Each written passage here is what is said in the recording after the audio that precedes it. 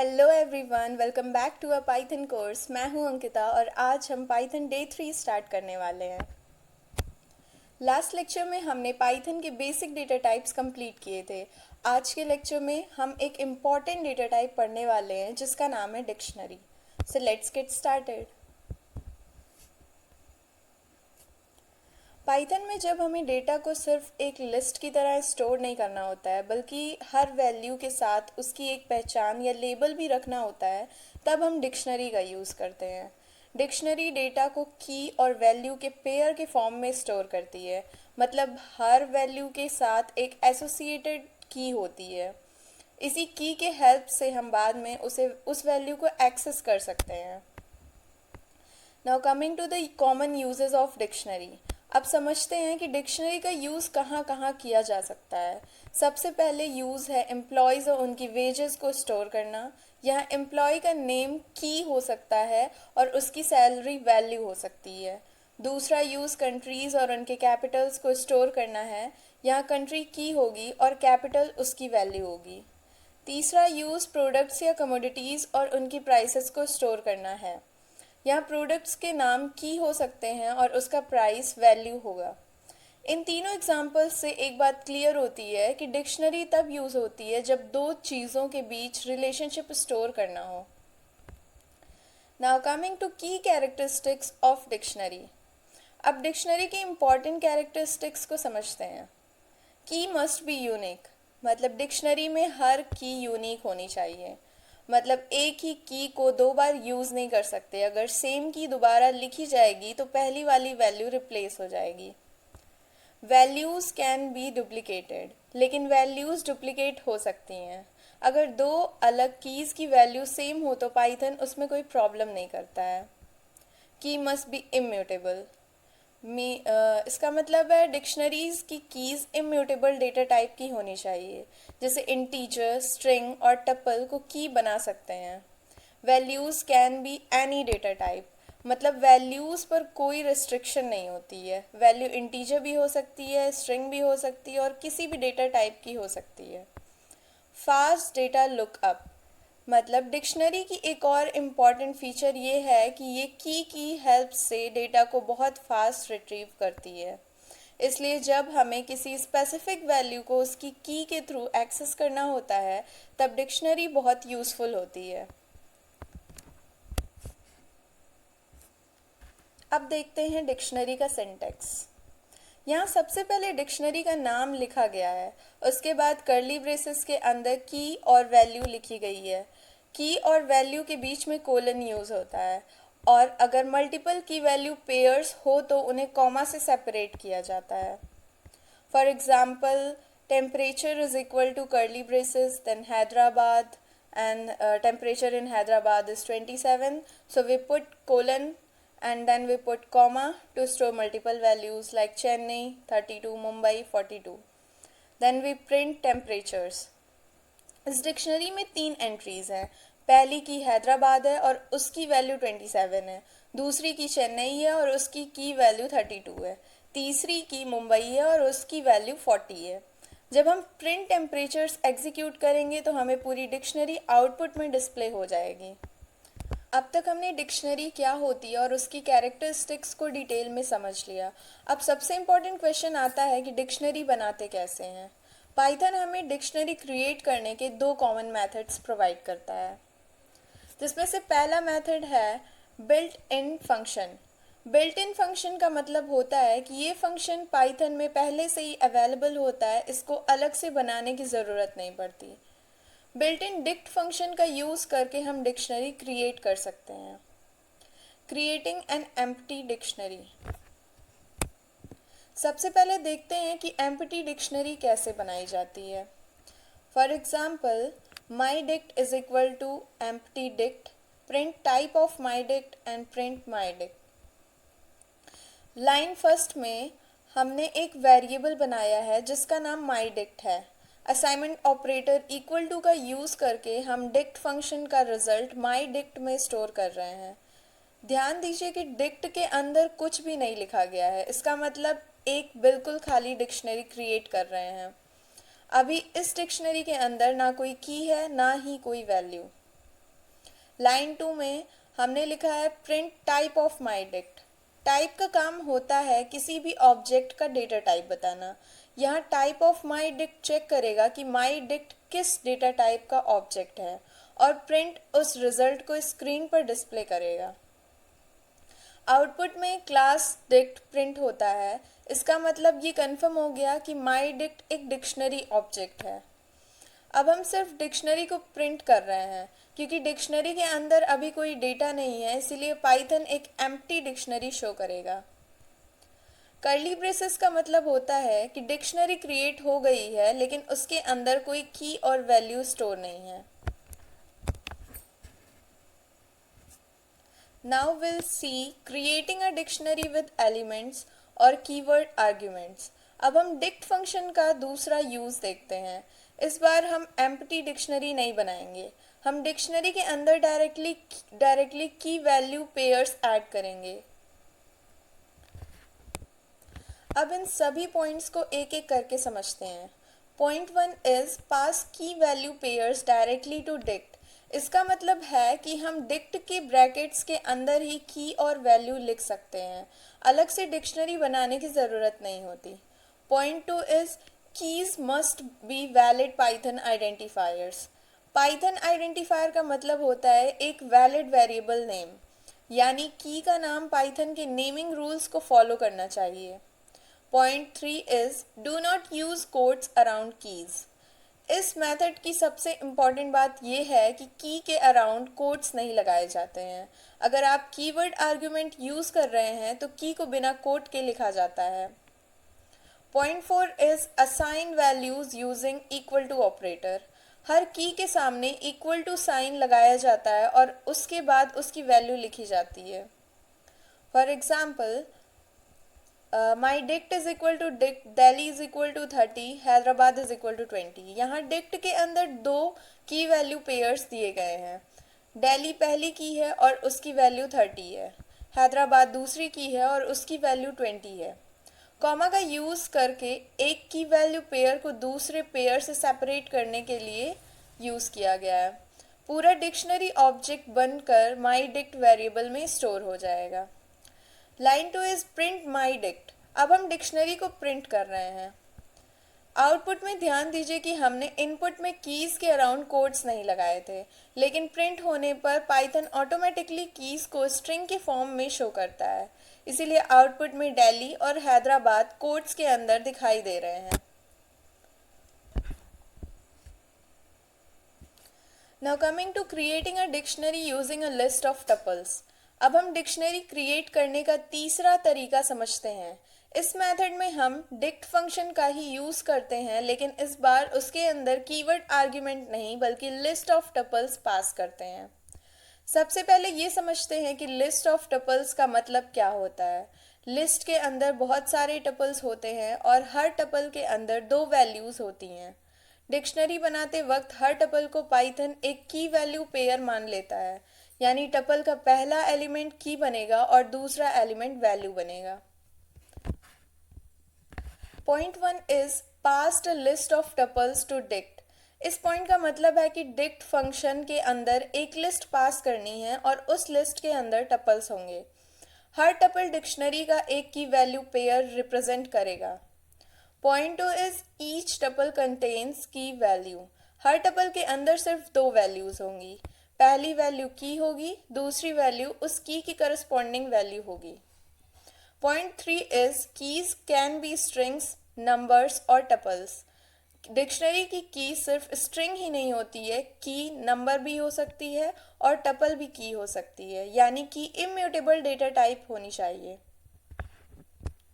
For example, my dict is equal to dict Delhi 30, Hyderabad 20। अब इस line को ध्यान से समझिए। सबसे पहले डिक्ट फंक्शन लिखा गया है, उसके अंदर एक लिस्ट पास की गई है। लिस्ट को स्क्वायर ब्रैकेट से रिप्रेजेंट किया गया है।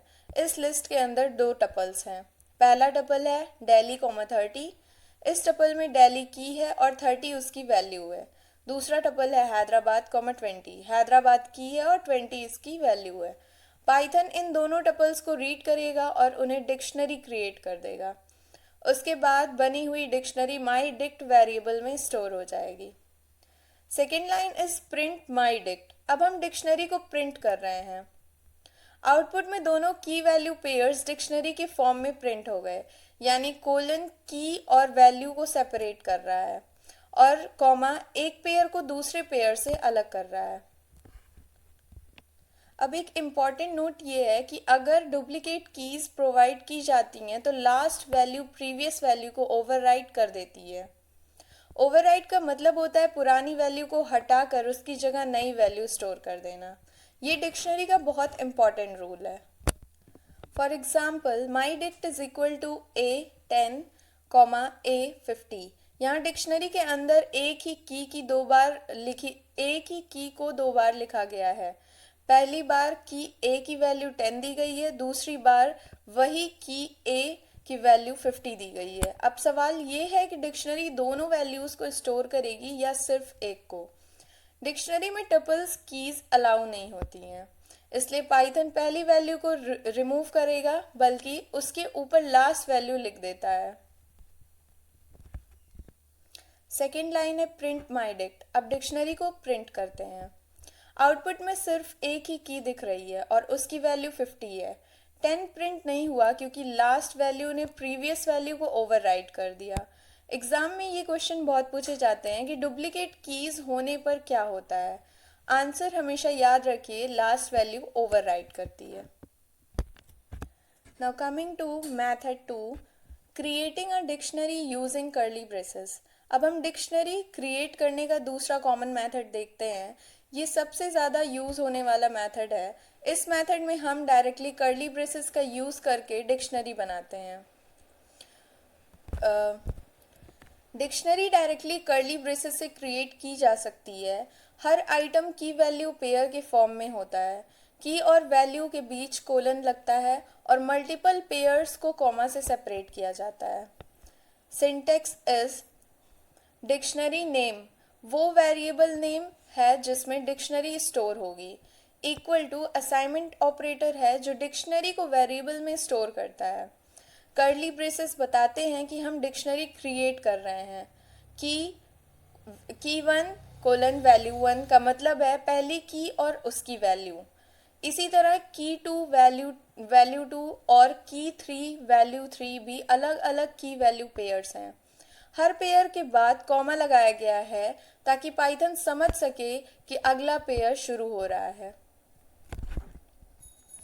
अब एक एग्जाम्पल देखते हैं जिसमें फर्स्ट लाइन लिखा है my dict is equal to curly braces. यहाँ हमने माई डिक्ट नेम का एक वेरिएबल बनाया है। इक्वल टू असाइनमेंट ऑपरेटर का यूज़ करके हम डिक्शनरी को माई डिक्ट वेरिएबल में स्टोर कर रहे हैं। जैसे ही कर्ली ब्रेसेस स्टार्ट होती हैं पाइथन समझ जाता है कि अब हम डिक्शनरी क्रिएट कर रहे हैं। सेकेंड लाइन है 1 कोलन 1। यहाँ 1 एक की है और 1 उस की वैल्यू है। की और वैल्यू के बीच में कोलन लगा हुआ है। कोलन का काम होता है की को उसकी वैल्यू से कनेक्ट करना और लाइन के एंड में कॉमा दिया गया है। कॉमा का मतलब है डिक्शनरी में अभी और भी की वैल्यू पेयर्स आने वाले हैं। थर्ड लाइन में लिखा है 2 and 2। इस लाइन में भी वही प्रोसेस रिपीट हो रहा है। 2 दूसरी की है और 2 TWO2 उसकी वैल्यू है। कोलन की और वैल्यू को सेपरेट कर रहा है और कॉमा अगले पेयर के लिए जगह बना रहा है। फोर्थ लाइन में रिटर्न है 3 and 3। इस लाइन में तीसरा की वैल्यू पेयर दिया गया है। 3 की है एंड THREE उसकी वैल्यू है। ध्यान दीजिए कि लास्ट लाइन के बाद कॉमा देना कंपलसरी नहीं है क्योंकि ये लास्ट पेयर है। Now we put closing braces. ये क्लोजिंग कर्ली ब्रेस बताता है कि डिक्शनरी यहीं कंप्लीट हो गई है। प्रिंट माई डिक्ट हम डिक्शनरी को प्रिंट करने के लिए यूज़ करते हैं। आउटपुट में तीनों की वैल्यू पेयर्स डिक्शनरी के फॉर्म में प्रिंट हो गए हैं। ध्यान दीजिए कि हर की के सामने उसकी करस्पॉन्डिंग वैल्यू लिखी हुई है और सभी पेयर्स कॉमा से अलग अलग दिख रहे हैं। नेक्स्ट लाइन में है print type of my dict. अब हम चेक कर रहे हैं कि माई डिक्ट का डेटा टाइप क्या है। टाइप फंक्शन डेटा टाइप बताता है। प्रिंट उस डेटा टाइप को स्क्रीन पर डिस्प्ले करता है। आउटपुट में क्लास डिक्ट आया। इसका मतलब ये कंफर्म हो गया है कि हमने सक्सेसफुली एक डिक्शनरी क्रिएट की। अब तक हम डिक्शनरी क्रिएट करने के अलग अलग मेथड्स समझ चुके हैं। अब इस स्लाइड में दिए गए एग्जाम्पल की हेल्प से देखते हैं कि एक्चुअल में डिक्शनरी कैसे लिखी जाती है और उसके अंदर डेटा कैसे स्टोर करते हैं। A dictionary is created using key value pairs enclosed in curly braces. Each key is associated with a value. Keys are used to uniquely identify values. इस स्टेटमेंट को लाइन बाय लाइन समझते हैं। A dictionary is created using key value pairs enclosed in curly braces. Which means हम dictionary बनाते हैं तो उसके अंदर डेटा की वैल्यू पेयर के फॉर्म में लिखते हैं और पूरी डिक्शनरी हमेशा कर्ली ब्रेसेस के अंदर लिखी जाती है। जैसे लिस्ट को स्क्वायर ब्रैकेट से रिप्रेजेंट किया जाता है वैसे ही डिक्शनरी को कर्ली ब्रेसेस से रिप्रेजेंट किया जाता है। यहाँ एसोसिएटेड का मतलब है कनेक्टेड या लिंक्ड। डिक्शनरी में हर की के सामने उसकी एक वैल्यू होती है, यानी कोई भी की अकेली नहीं होती है, हर की के साथ उसकी करस्पॉन्डिंग वैल्यू ज़रूर होती है। Keys are use to uniquely identify values, मतलब डिक्शनरी में हम वैल्यू को डायरेक्टली सर्च नहीं करते हैं, हम उसकी की लिखते हैं और पाइथन उस की के सामने वाली वैल्यू हमें दे देता है। इसी वजह से कीज़ को यूनिक रखा जाता है। For example dict1 is equal to curly brace. सबसे पहले dict1 नेम का वेरिएबल बनाया गया है। Equal to assignment operator dictionary को dict1 वेरिएबल में स्टोर कर रहा है। जैसे ही कर्ली ब्रेसेस स्टार्ट होती हैं पाइथन समझ जाता है कि हम डिक्शनरी क्रिएट कर रहे हैं। यहाँ नेम एक की है, जय उस की वैल्यू है। की और वैल्यू के बीच में कोलन लगा हुआ है। कोलन बताता है कि नेम की वैल्यू जय है। लाइन के एंड में कॉमा दिया गया है क्योंकि अभी और की वैल्यू पेयर्स भी लिखने बाकी हैं। लाइन 3 में लिखा है नंबर 514। अब दूसरा की वैल्यू पेयर देखते हैं। नंबर एक की है, 514 उस की वैल्यू है। यहाँ वैल्यू इंटीजर डेटा टाइप में है। इस एग्जाम्पल से हमें ये पता चलता है कि डिक्शनरी में हर वैल्यू का डेटा टाइप अलग हो सकता है। यहाँ तीसरी की एज है, 12 उसकी वैल्यू है, ये भी इंटीजर वैल्यू है। ये लास्ट की वैल्यू पेयर है, इसके बाद कॉमा देना ज़रूरी नहीं है। ये क्लोजिंग कर्ली ब्रेसेस बताते हैं कि डिक्शनरी यहीं कंप्लीट हो गई है। अब हम पूरी डिक्शनरी को प्रिंट कर रहे हैं। प्रिंट फंक्शन डिक्शनरी के अंदर स्टोर पूरा डेटा स्क्रीन पर डिस्प्ले करेगा। आउटपुट में हमें तीनों की वैल्यू पेयर्स एक साथ दिख रहे हैं। नेम के सामने जय है, नंबर के सामने 514 है, एज के सामने 12 है। यानी जो डेटा हमने डिक्शनरी में स्टोर किया था वही सेम फॉर्मेट में आउटपुट में प्रिंट हो गया है। अब मान लीजिए हमने डिक्शनरी बना ली है, लेकिन अगर हमें सिर्फ किसी एक पर्टिकुलर वैल्यू की ज़रूरत हो तो क्या हम पूरी डिक्शनरी प्रिंट करेंगे? नहीं, उस सिचुएशन में हम डिक्शनरी की कीज़ का यूज़ करते हैं। Dictionary values are accessed using their keys inside square brackets. If the key exist Python returns the corresponding value. इस स्टेटमेंट को भी डिटेल में समझते हैं।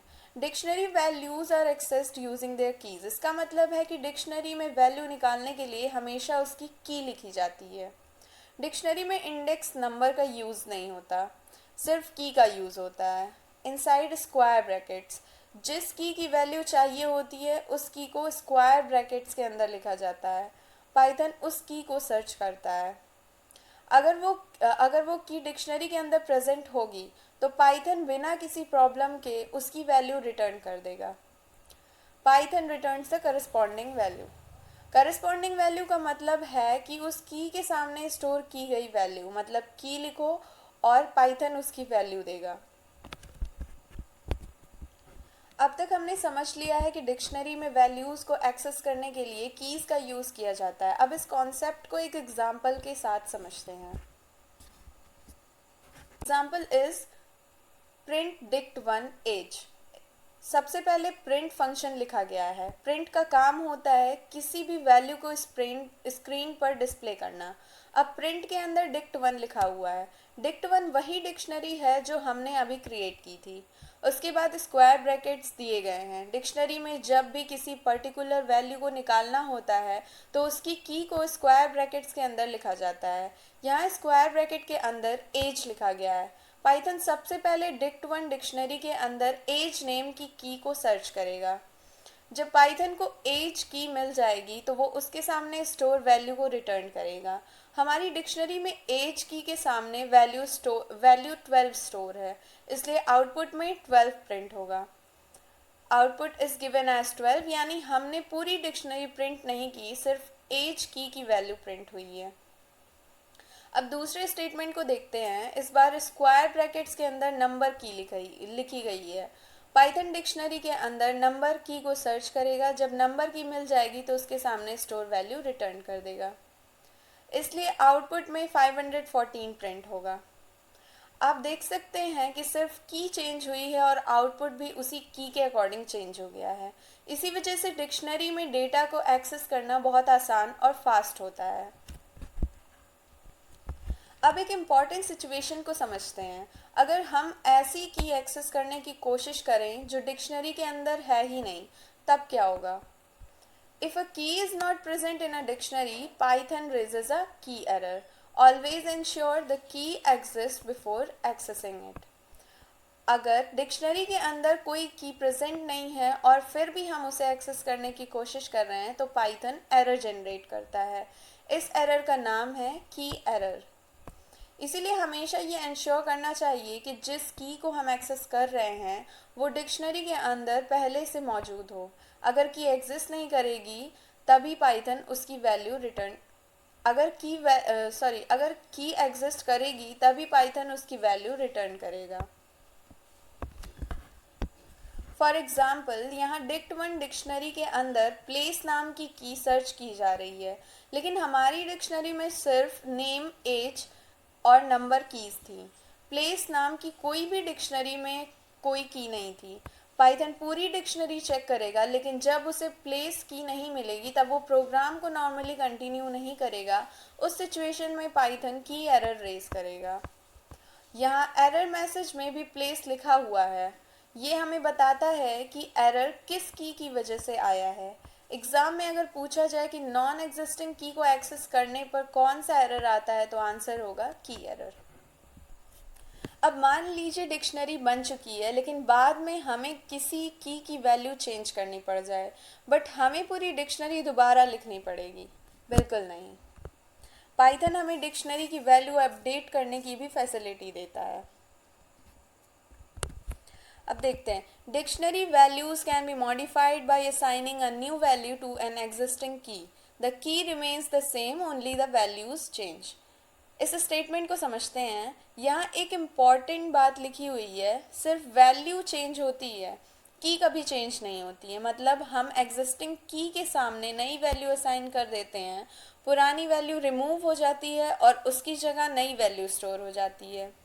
For example, dict1 name is equal to Kritika.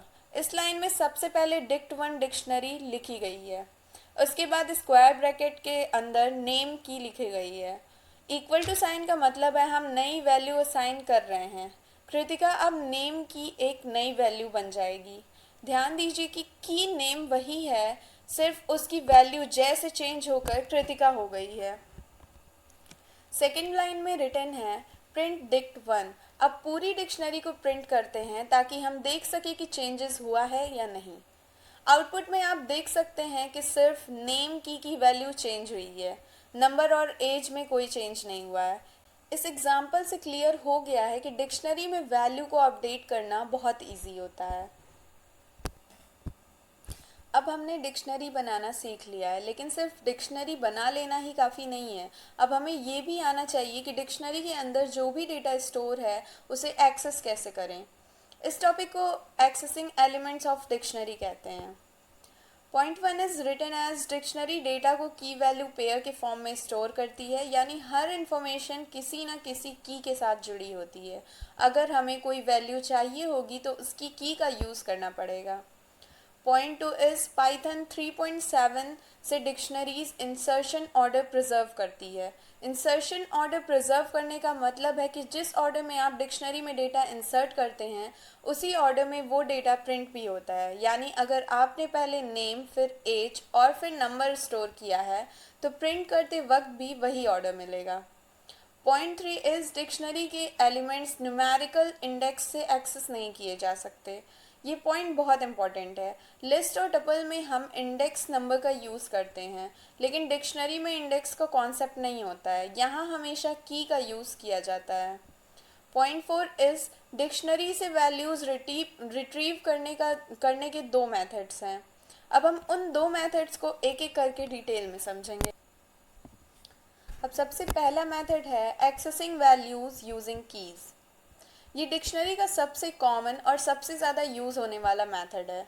जिस की वैल्यू चाहिए उस की को स्क्वायर ब्रैकेट के अंदर लिख देते हैं, पाइथन उस की को सर्च करता है और उसके सामने वाली वैल्यू रिटर्न कर देता है। इसका सिंटेक्स है डिक्शनरी नेम की। डिक्शनरी नेम का मतलब है जिस डिक्शनरी में डेटा स्टोर है, की का मतलब है जिस वैल्यू को रिट्रीव करना है उसकी की। स्क्वायर ब्रैकेट के अंदर हमेशा की लिखी जाएगी, इंडेक्स नहीं। और अगर कोई स्पेसिफिक की प्रेजेंट नहीं है तो पाइथन की एरर रेज करेगा। इसीलिए हमें ये इंश्योर करना पड़ता है कि वो की उस डिक्शनरी में प्रेजेंट होनी चाहिए। अब तक हमने देखा कि स्क्वायर ब्रैकेट्स का यूज़ करके डिक्शनरी से वैल्यू एक्सेस कैसे करते हैं, लेकिन पाइथन हमें एक और मेथड देता है जिसका नाम है गेट मेथड। ये मेथड भी डिक्शनरी से वैल्यू रिट्रीव करने के लिए यूज़ होता है। गेट मेथड किसी भी डिक्शनरी की वैल्यू को उसकी की हेल्प से रिट्रीव करता है, लेकिन इस मेथड की एक बहुत बड़ी एडवांटेज है। अगर की डिक्शनरी में प्रेजेंट ना हो तो ये प्रोग्राम को डायरेक्टली एरर नहीं देता।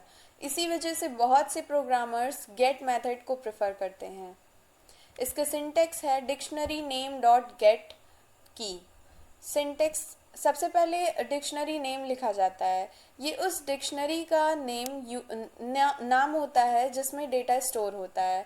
हमारे एग्जाम्पल में डिक्शनरी का नाम dict1 है। डॉट गेट, उसके बाद डॉट लगाया गया है। डॉट का यूज़ किसी ऑब्जेक्ट के मेथड को कॉल करने के लिए किया जाता है। गेट डिक्शनरी का बिल्ट इन मेथड है।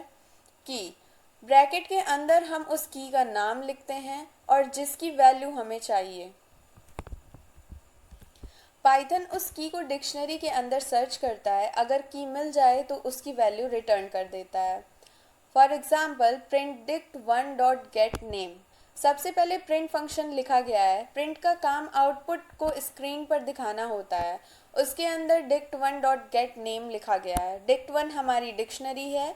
गेट मेथड को कॉल किया गया है और नेम की पास की गई है। पाइथन डिक्शनरी के अंदर नेम की को सर्च करेगा। हमारी डिक्शनरी में नेम की प्रेजेंट है, उसके सामने जो वैल्यू स्टोर है वही रिटर्न हो जाएगी।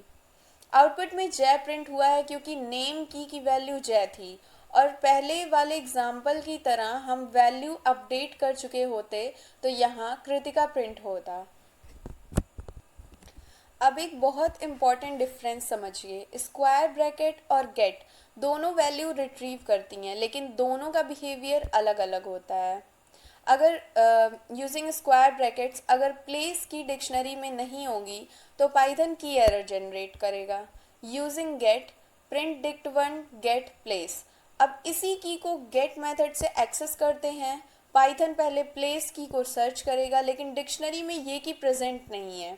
इस बार प्रोग्राम एरर जनरेट नहीं करेगा, ये सिंपली नन रिटर्न कर देगा। नन का मतलब होता है कि पाइथन को कोई वैल्यू नहीं मिली है।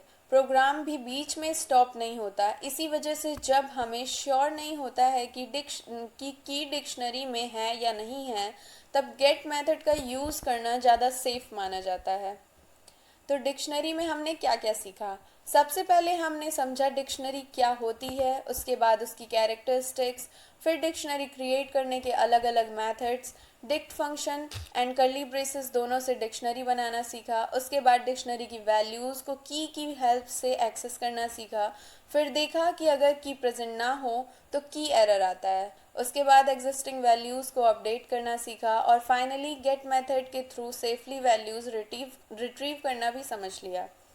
अब डिक्शनरी का टॉपिक कंप्लीट हो जाता है। अगले टॉपिक में हम टाइप कन्वर्जन इन पाइथन को इसी तरह लाइन बाय लाइन समझेंगे। ये टॉपिक प्रोग्रामिंग में बहुत इम्पॉर्टेंट है क्योंकि रियल लाइफ प्रोग्राम्स में हमें कई बार एक डेटा टाइप को दूसरे डेटा टाइप में कन्वर्ट करना पड़ता है।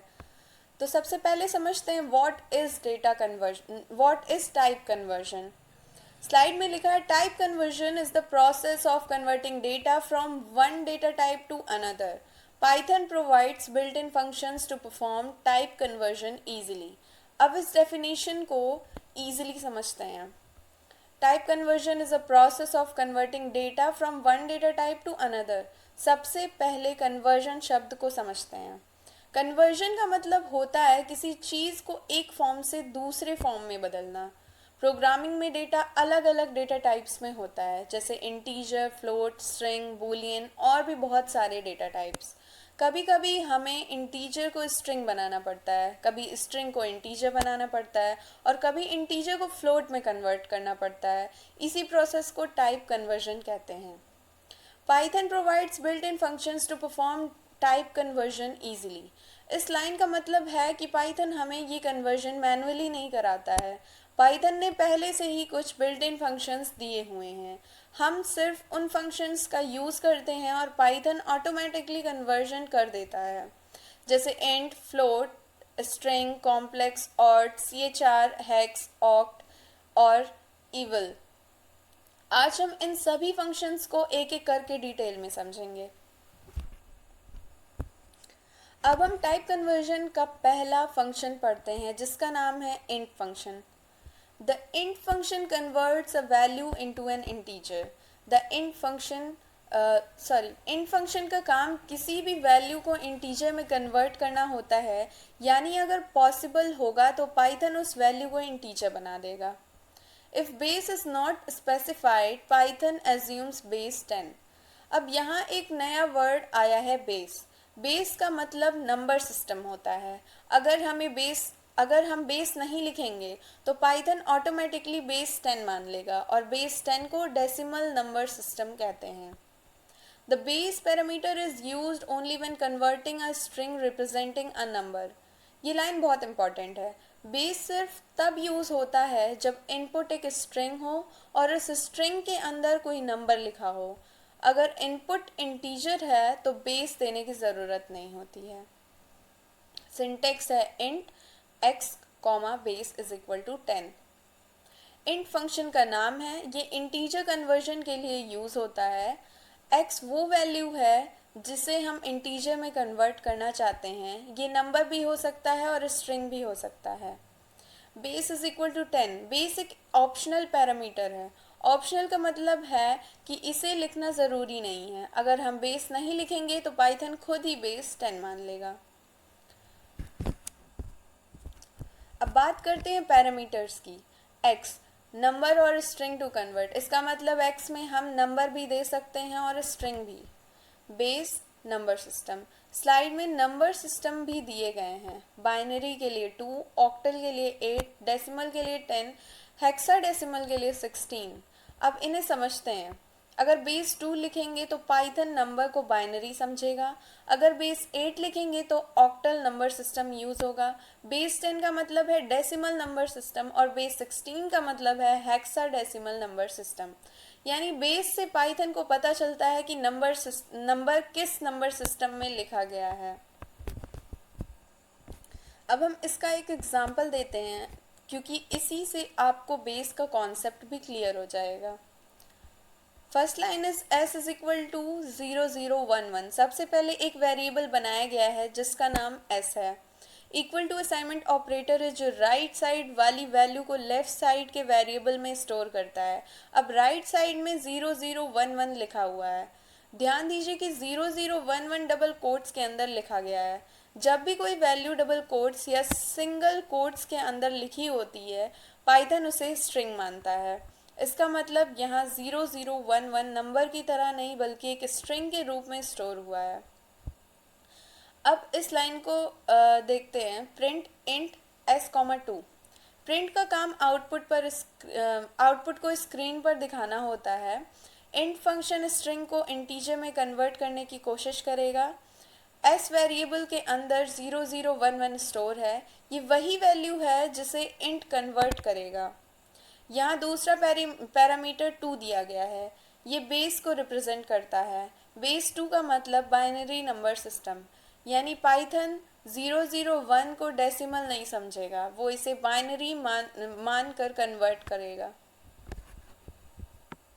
अब देखते हैं बाइनरी 0011 का डेसिमल वैल्यू कैसे बनता है। बाइनरी में सिर्फ 2 डिजिट्स होती हैं, 0 एंड 1। 0011 का डेसिमल वैल्यू 3 होता है, इसीलिए इंट फंक्शन बाइनरी नंबर को डेसिमल इंटीजर में कन्वर्ट कर देगा, इसीलिए आउटपुट में 3 प्रिंट होगा। Print int S. अब अगली लाइन को देखते हैं, इस बार भी इंट फंक्शन यूज़ हुआ है, लेकिन एक डिफरेंस है, इस बार बेस नहीं दिया गया है। जब बेस मेंशन नहीं किया जाता है तब पाइथन ऑटोमेटिकली बेस 10 एज्यूम करता है। बेस 10 का मतलब decimal number system.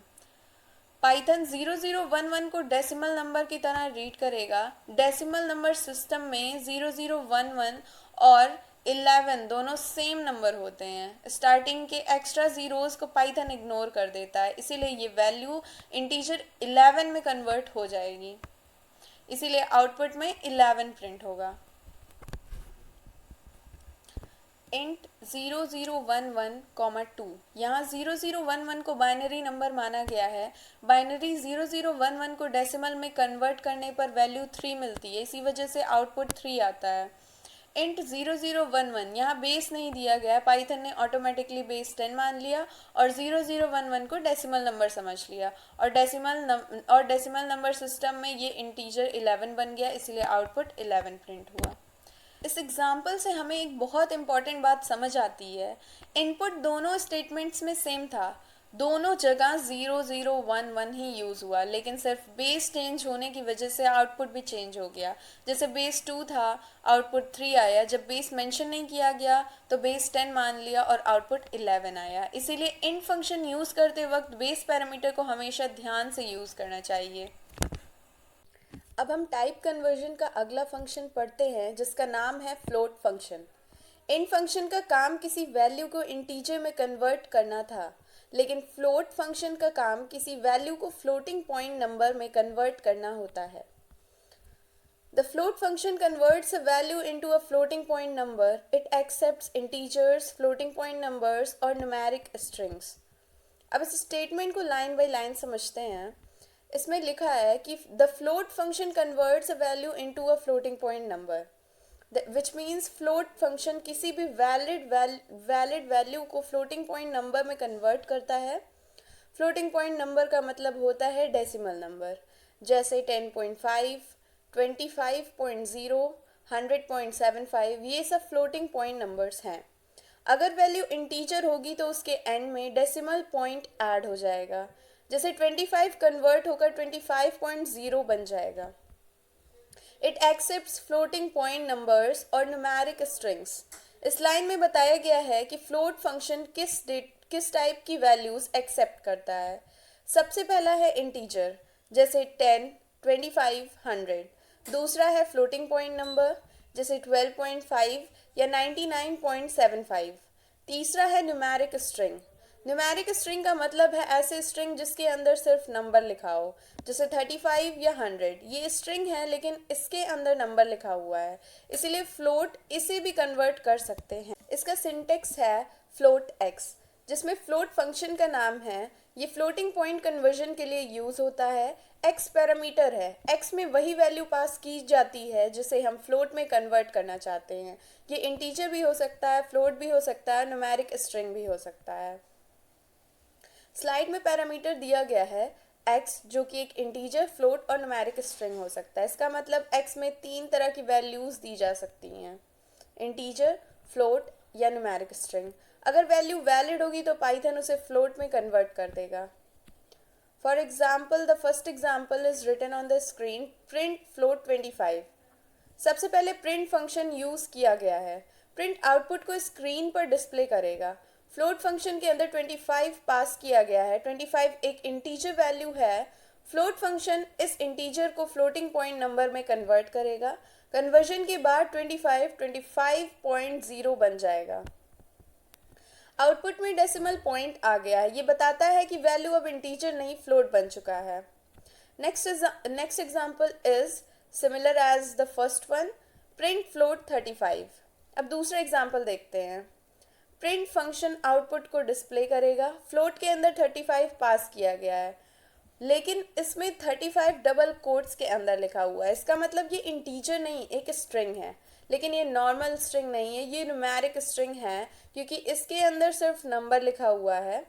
Float function इस न्यूमेरिक स्ट्रिंग को पहले नंबर समझेगा और फिर उसके बाद फ्लोट में कन्वर्ट कर देगा। आउटपुट में 35.0 प्रिंट होगा, यानी स्ट्रिंग सक्सेसफुली फ्लोट में कन्वर्ट हो गई है।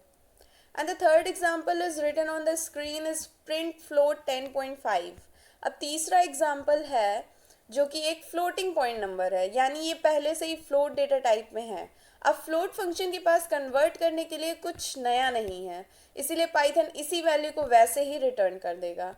तो आउटपुट में भी 10.5 ही प्रिंट होगा, क्योंकि इनपुट पहले से ही फ्लोट था, इसीलिए उसमें कोई चेंज नहीं हुआ। अब इन तीनों एग्जाम्पल्स को एक साथ कंपेयर करते हैं। पहले एग्जाम्पल में इंटीजर को फ्लोट में कन्वर्ट किया गया, दूसरे एग्जाम्पल में न्यूमेरिक स्ट्रिंग को फ्लोट में कन्वर्ट किया गया, और तीसरे में इनपुट पहले से ही फ्लोट था, इसीलिए आउटपुट में कोई चेंजेस नहीं हुए। यानी float function integer, numeric string और फ्लोट तीनों को हैंडल कर सकता है।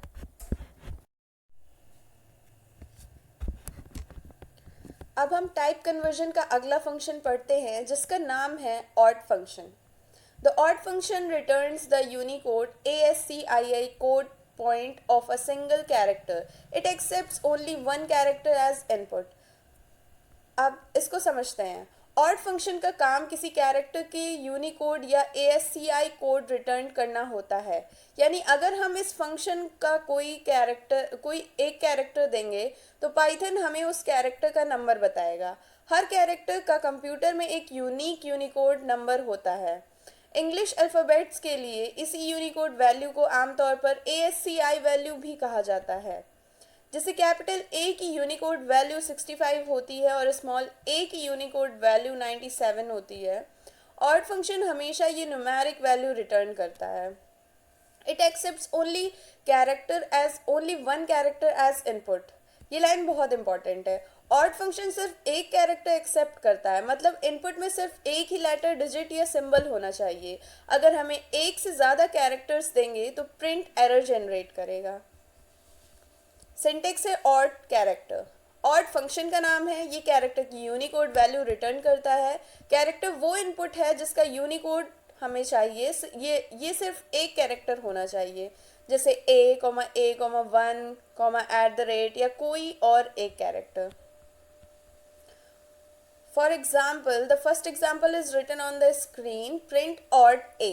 सबसे पहले प्रिंट फंक्शन लिखा गया है। प्रिंट का काम आउटपुट को स्क्रीन पर डिस्प्ले करना होता है। ऑड फंक्शन के अंदर A पास किया गया है। A एक सिंगल कैरेक्टर है। पाइथन A की यूनिकोड वैल्यू चेक करेगा। कैपिटल A की यूनिकोड वैल्यू 65 होती है, इसलिए ऑड फंक्शन 65 रिटर्न करेगा। आउटपुट में 65 प्रिंट हुआ क्योंकि कैपिटल A का यूनिकोड 65 है। And the next example is print odd small a। अब दूसरा एग्जाम्पल है जिसमें ऑड फंक्शन के अंदर स्मॉल लेटर a दिया गया है। पाइथन स्मॉल a की यूनिकोड वैल्यू सर्च करेगा। स्मॉल a की यूनिकोड वैल्यू 97 होती है, इसीलिए आउटपुट में 97 प्रिंट हो जाएगा। यहाँ एक इम्पॉर्टेंट ऑब्जर्वेशन है, कैपिटल A और स्मॉल a देखने में सिमिलर लगते हैं, लेकिन कंप्यूटर के लिए ये दोनों कैरेक्टर्स अलग अलग हैं। इसी वजह से दोनों के यूनिकोड्स भी अलग होते हैं। अब नेक्स्ट एग्जाम्पल है प्रिंट ऑड AB। अब इस एग्जाम्पल को ध्यान से समझना।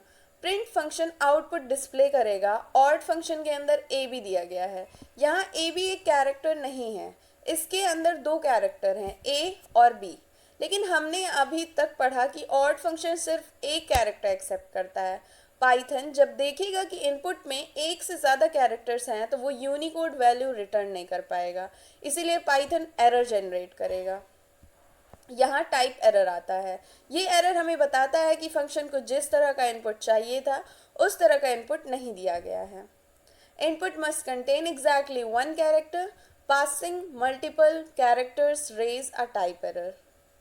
इसका मतलब इनपुट में एग्जैक्टली एक ही कैरेक्टर होना चाहिए। Next function is hex function. The hex function converts an integer into its hexadecimal string representation.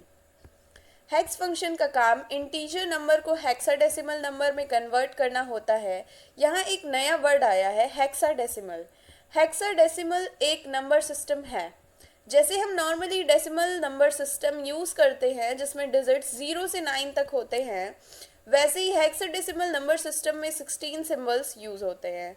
ये सिंबल्स होते हैं 0 1 2 3 4 5 6 7 8 9, देन ABCDEF। यहाँ A का मतलब 10 होता है, B का मतलब 11, C का 12, D का 13, E का 14 and so on. Hex function integer को इसी डेसिमल फॉर्म में कन्वर्ट करता है और जो रिजल्ट मिलता है वो स्ट्रिंग के फॉर्म में होता है। इसका सिंटेक्स है हेक्स देन एक्स।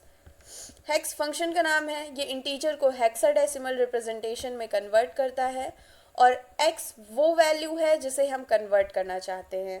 ये वैल्यू इंटीजर होनी चाहिए। अगर इंटीजर के अलावा कोई और डेटा टाइप देंगे तो एरर आ सकता है। For example print hex 45। Print function output को स्क्रीन पर डिस्प्ले करेगा। हेक्स फंक्शन के अंदर 45 पास किया गया है। 45 एक इंटीजर है। पाइथन इस इंटीजर को हेक्साडेसिमल नंबर में कन्वर्ट करेगा। 45 का हेक्साडेसिमल वैल्यू 2D होता है, लेकिन पाइथन सिर्फ 2D रिटर्न नहीं करता, पाइथन उसके आगे एक प्रीफिक्स भी लगाता है। ये प्रीफिक्स है 0x, इसीलिए फाइनल रिजल्ट 0x2D होता है। आउटपुट में 0x2D प्रिंट हुआ। यहाँ 0x बताता है कि ये हेक्साडेसिमल नंबर है, 2D उस नंबर की हेक्साडेसिमल वैल्यू होती है। The next example is print hex 9.9। अब इसको ध्यान से देखना। हेक्स फंक्शन के अंदर 9.9 पास किया गया है। 9.9 एक इंटीजर नहीं है, ये एक फ्लोटिंग पॉइंट नंबर यानी फ्लोट डेटा टाइप है, लेकिन हेक्स फंक्शन सिर्फ इंटीजर एक्सेप्ट करता है। पाइथन जब देखेगा कि इनपुट फ्लोट है तो वो उसे हेक्साडेसिमल में कन्वर्ट नहीं करेगा। इस सिचुएशन में पाइथन एरर जनरेट करेगा। टाइप एरर इसीलिए आता है क्योंकि फंक्शन को इंटीजर चाहिए था लेकिन हमने फ्लोट दे दिया। अब हम स्लाइड में गिवन 3 इंपॉर्टेंट नोट्स देखते हैं। First is accept only integers. इसका मतलब है हेक्स फंक्शन सिर्फ इंटीजर वैल्यूज को एक्सेप्ट करता है, जैसे 10 25 45 and so on. Next point is float values produce a type error. अगर हम फ्लोट वैल्यू देंगे जैसे 9.9 15.5 या 100.25 तो पाइथन टाइप एरर जनरेट करेगा। इसीलिए हेक्स यूज़ करते वक्त हमेशा इंटीजर ही पास करना चाहिए। Next point is hexadecimal numbers always start with the prefix 0x। ये बहुत इंपॉर्टेंट पॉइंट है। पाइथन में जितनी भी हेक्साडेसिमल वैल्यूज़ होती हैं उनके बिगिनिंग में हमेशा 0x प्रीफिक्स होता है। अगर आउटपुट में 0x दिख रहा है तो इसका मतलब वो हेक्साडेसिमल नंबर है। And our next function is oct function. The oct function converts an integer into its octal string representation. Oct function का काम किसी इंटीजर नंबर को octal नंबर में कन्वर्ट करना होता है। यहाँ एक नया टर्म आया है octal। ऑक्टल एक नंबर सिस्टम है। जैसे डेसिमल नंबर सिस्टम में 10 डिजिट्स 0 से 9 यूज़ होते हैं, वैसे ही ऑक्टल नंबर सिस्टम में सिर्फ 8 डिजिट्स यूज़ होते हैं, 0 1 2 3 4 5 6 7।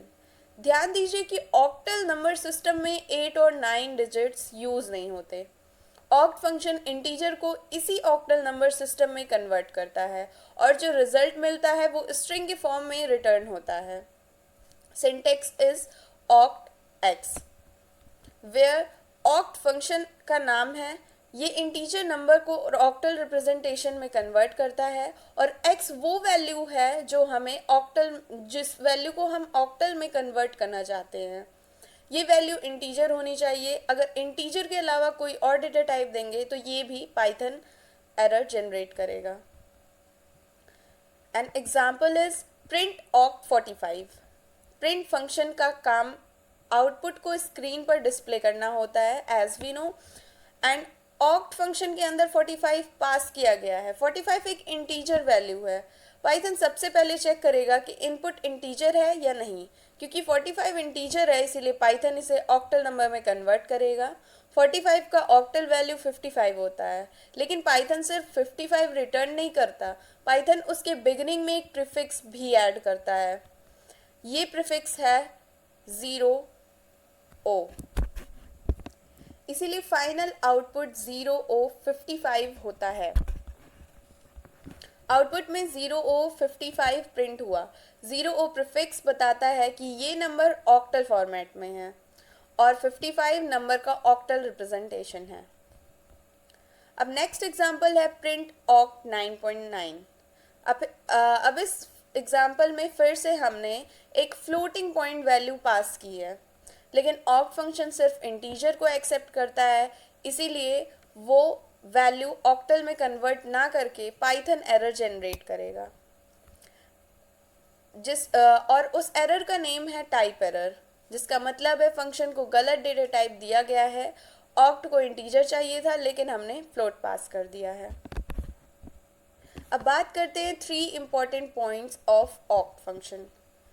Point 1 is accept only integers. इसका मतलब है ऑक्ट फंक्शन सिर्फ इंटीजर वैल्यूज को एक्सेप्ट करता है। Point 2 is float values produces a type error. अगर हम फ्लोट वैल्यू देंगे जैसे 9.9 या 15.8 तो पाइथन टाइप एरर जनरेट करेगा, इसीलिए ऑक्ट फंक्शन यूज करते वक्त हमेशा इंटीजर ही पास करना चाहिए।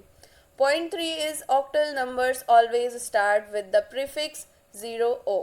ये बहुत इंपॉर्टेंट एग्जाम पॉइंट है। पाइथन में जितनी भी ऑक्टल वैल्यूज होती हैं उनके बिगनिंग में 0O प्रीफिक्स होता है। अगर आउटपुट में 0O दिख रहा है तो इसका मतलब वो ऑक्टल नंबर है। अब हम टाइप कन्वर्जन का अगला फंक्शन पढ़ते हैं जिसका नाम है कॉम्प्लेक्स फंक्शन। इस फंक्शन का यूज किसी नंबर को कॉम्प्लेक्स नंबर में कन्वर्ट करने के लिए किया जाता है। The complex function converts a number into a complex number. Complex function किसी नंबर को कॉम्प्लेक्स नंबर में कन्वर्ट करता है। अब सवाल ये आता है कि कॉम्प्लेक्स नंबर क्या होता है। A complex number consist of real part and imaginary part. Complex number दो पार्ट से मिलकर बनते हैं। ये रियल पहला है रियल पार्ट, ये नॉर्मल नंबर होता है जैसे 5, 10, 25, 100, ये सब रियल नंबर्स हैं। अब नेक्स्ट पार्ट आता है इमेजिनरी पार्ट। पाइथन में इमेजिनरी पार्ट को जे से रिप्रेजेंट किया जाता है, जैसे 3J, 5J, 10J। यहाँ 3J का मतलब है इमेजिनरी पार्ट 3 और J बताता है कि ये इमेजिनरी नंबर है। Example of complex number is 4 + 3J। यहाँ 4 रियल पार्ट है और 3J इमेजिनरी पार्ट है, दोनों मिलकर एक कॉम्प्लेक्स नंबर बनाते हैं। Syntax is complex real comma imaginary.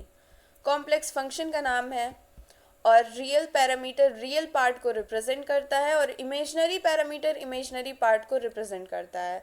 Python automatically इसके साथ J लगा देता है। For example print complex 5। अब इस एग्जाम्पल में कॉम्प्लेक्स फंक्शन के अंदर सिर्फ एक ही वैल्यू दी गई है, ये वैल्यू 5 है। 5 रियल पार्ट बन जाएगा क्योंकि इमेजिनरी पार्ट नहीं दिया है, तो पाइथन ऑटोमेटिकली उसकी वैल्यू 0J मान लेगा। Next example is print complex 4, 3। अब इसमें हमें रियल पार्ट भी गिवन है और इमेजिनरी पार्ट भी गिवन है, तो 4 हमारा रियल पार्ट हो जाएगा और 3 हमारा इमेजिनरी पार्ट हो जाएगा, जिसके साथ पाइथन ऑटोमेटिकली J लगा देगा। तो output will B 4 + 3J। And the next example is print complex 6 + 2J। But यहाँ पे जो भी कॉम्प्लेक्स फंक्शन के अंदर लिखा गया है ये डबल कोट्स के अंदर है, इसका मतलब ये स्ट्रिंग है, लेकिन ये स्ट्रिंग एक वैलिड कॉम्प्लेक्स नंबर को रिप्रेजेंट कर रही है। कॉम्प्लेक्स इस स्ट्रिंग को रीड करेगा और उसे कॉम्प्लेक्स नंबर में कन्वर्ट कर देगा और आउटपुट में 6 + 2J प्रिंट होगा। यहाँ 6 रियल पार्ट है और 2J इमेजिनरी पार्ट है। अब हम दो इम्पोर्टेंट पॉइंट्स को समझते हैं। If only one value is provided the imaginary part becomes 0।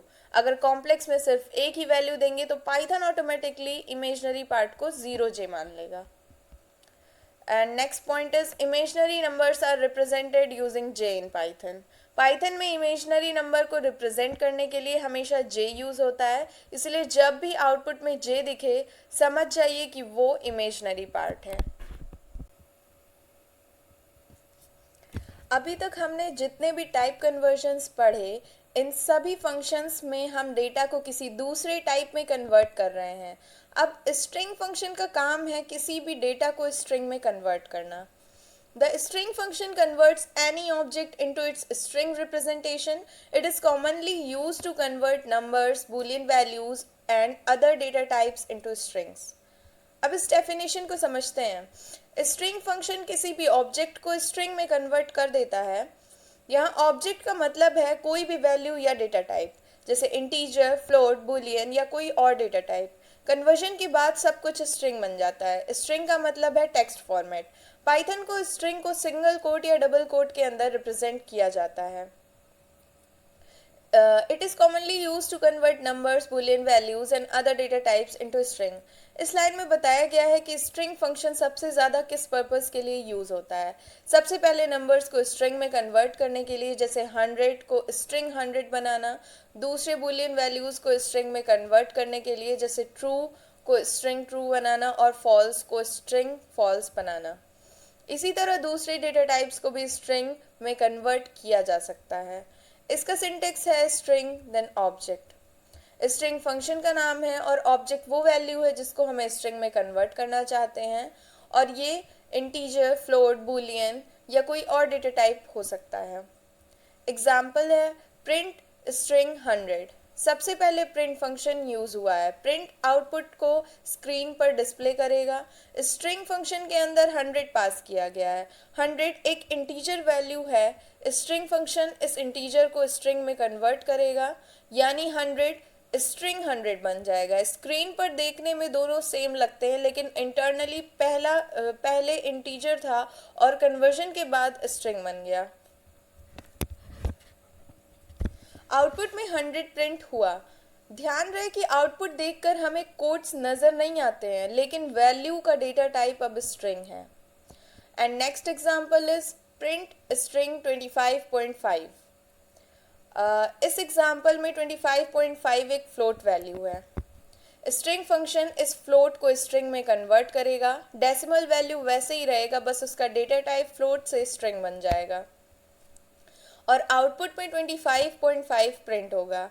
यहाँ भी आउटपुट देखकर लगता है कि ये फ्लोट है, लेकिन एक्चुअली कन्वर्जन के बाद ये स्ट्रिंग बन चुकी होती है। और next example is print string true.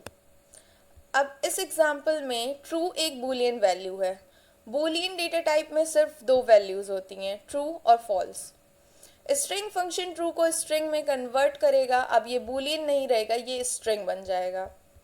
Output में ट्रू प्रिंट होगा, लेकिन इंटरनली इसका भी डेटा टाइप बूलियन नहीं स्ट्रिंग होगा। अब कुछ इंपॉर्टेंट की पॉइंट्स देख लेते हैं। Point 1 is converts any object into a string. इसका मतलब है स्ट्रिंग फंक्शन लगभग किसी भी ऑब्जेक्ट को स्ट्रिंग में कन्वर्ट कर सकता है। Point 2 is frequently used for displaying data and string concatenation. इसका मतलब है स्ट्रिंग फंक्शन का यूज़ बहुत बार डेटा को डिस्प्ले करने के लिए किया जाता है, और जब हमें स्ट्रिंग के साथ किसी नंबर को जोड़ना होता है तब भी पहले नंबर को स्ट्रिंग की हेल्प से स्ट्रिंग में कन्वर्ट कर देते हैं। And third point is the return type is always string. ये सबसे इंपॉर्टेंट है। स्ट्रिंग फंक्शन चाहे किसी भी डेटा टाइप को इनपुट में ले, आउटपुट का डेटा टाइप हमेशा स्ट्रिंग होता है, यानी रिटर्न टाइप हमेशा स्ट्रिंग रहेगा। और नेक्स्ट फंक्शन इज इवैल फंक्शन। इवैल बाकी फंक्शन से थोड़ा अलग है। इंट, फ्लोट, स्ट्रिंग जैसे फंक्शन सिर्फ डेटा टाइप कन्वर्ट करते थे, लेकिन इवैल फंक्शन स्ट्रिंग के अंदर लिखे पाइथन एक्सप्रेशंस को एग्जीक्यूट करता है और उनका रिजल्ट रिटर्न करता है। The eval function evaluates a Python expression stored as a string. It executes the expressions and returns the result. सबसे पहले देखते हैं कि एक्सप्रेशन क्या होता है। एक्सप्रेशन का मतलब होता है ऐसा स्टेटमेंट्स जिसका कोई रिजल्ट निकलता हो। जैसे 10 + 20 एक एक्सप्रेशन है, a + b भी एक एक्सप्रेशन है। यहाँ एक और इम्पॉर्टेंट बात लिखी हुई है, स्टोर्ड एज अ स्ट्रिंग। मतलब एक्सप्रेशन डबल कोट्स या सिंगल कोट्स के अंदर लिखा होगा। नॉर्मली अगर हम 10+20 को कोट्स के अंदर लिखेंगे तो पाइथन इसे सिर्फ टेक्स्ट मानेगा, लेकिन इवैल उस टेक्स्ट को सिर्फ टेक्स्ट नहीं मानेगा, वो उस टेक्स्ट को पाइथन कोड की तरह रीड करता है। It executes the expression and returns the result. इस लाइन का मतलब है कि वैल उस एक्सप्रेशन को एग्जीक्यूट करता है, एग्जीक्यूट करने के बाद जो आंसर आता है वही रिटर्न करता है। यानी इवैल का काम सिर्फ स्ट्रिंग दिखाना नहीं, वो उसके अंदर लिखे कैलकुलेशन या एक्सप्रेशन को भी सॉल्व करता है। इसका सिंटेक्स है इवैल देन एक्सप्रेशन। इवैल फंक्शन का नाम है और एक्सप्रेशन वो पाइथन एक्सप्रेशन है जो स्ट्रिंग के फॉर्म में लिखा होता है। ये कोट्स के अंदर होना चाहिए। For example a is equal to 100, b is equal to 3, print eval a plus b। सबसे पहले a नाम का वेरिएबल बनाया गया है जिसमें स्टोर की गई है वैल्यू 100, एंड सेकेंड लाइन में b वेरिएबल बनाया गया है जिसमें स्टोर की गई है value 3, and next line is print eval a plus b। Print function output को स्क्रीन पर डिस्प्ले करेगा और इवैल फंक्शन कॉल किया गया है। ध्यान दीजिए कि a plus B double quotes के अंदर लिखा हुआ है, इसका मतलब ये एक स्ट्रिंग है। नॉर्मली पाइथन इसे सिर्फ टेक्स्ट समझता है, लेकिन क्योंकि हमने इवैल फंक्शन यूज़ किया है इसीलिए पाइथन इस स्ट्रिंग को एग्जीक्यूट करेगा। सबसे पहले वेरिएबल a की वैल्यू देखेगा, फिर वेरिएबल b की वैल्यू देखेगा और पाइथन एक्सप्रेशन को सॉल्व करेगा और उस रिजल्ट को इवैल और ये रिजल्ट इवैल रिटर्न कर देगा। आउटपुट में 103 प्रिंट होगा क्योंकि इवैल ने स्ट्रिंग के अंदर लिखे एक्सप्रेशन को एग्जीक्यूट कर दिया है। अब की पॉइंट्स देखते हैं।